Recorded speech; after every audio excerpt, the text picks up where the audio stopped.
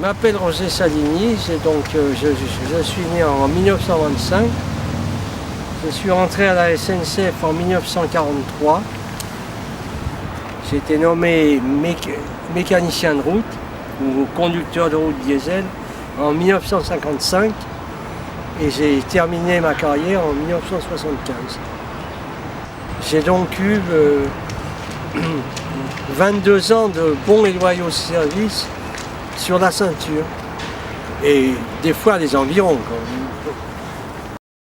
À l'occasion de l'exposition coloniale en 1931, j'avais 6 ans, mais je me rappelle comme on habitait Belleville-Ménilmontant, c'était facile de descendre par la ceinture et de remonter. Elle fonctionnait encore assez tard le soir.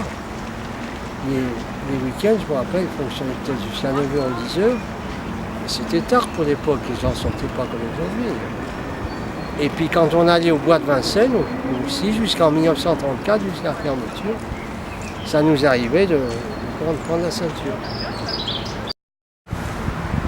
On prenait la machine en gare de l'Évangile.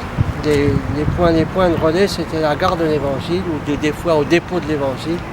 Enfin, les chantiers s'étaient touchés et aussitôt on embrayait. Enfin, on faisait une visite, on regardait les niveaux d'huile, quelques vérifications et puis aussitôt on embrayait. On nous mettait en tête de nos trains. Voilà, et puis la journée, on avait les journées en moyenne de 8 heures. Et on n'arrêtait pas beaucoup, théoriquement on n'avait aucune pause pour manger. Il n'y avait pas d'école pour les chauffeurs ou les mécaniciens. Un futur mécanicien apprenait son métier comme chauffeur. Enfin, il y avait quelques stages théoriques, mais la plus grande formation se faisait sur le tas. Il roulait avec le mécanicien pendant des années et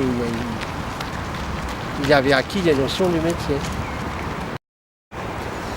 Les riverains se plaignaient peut-être parce que la nuit, quand même, celui qui était en bordure, quand les trains de marchandises qui déboulaient à 60 à l'heure tous les 10 minutes, je reconnais quand même que c'était pas très agréable pour les gens qui habitaient à côté. Et ils ont donc dû se rendre compte de ça, ils ont dû dire que c'était trop bruyant. Enfin, ils auraient pu choisir la solution de la fermer dans la nuit et de la laisser en activité la journée. C'était peut-être imposé par les politiques. Il fallait faire disparaître la ceinture. Enfin, il fallait la faire disparaître.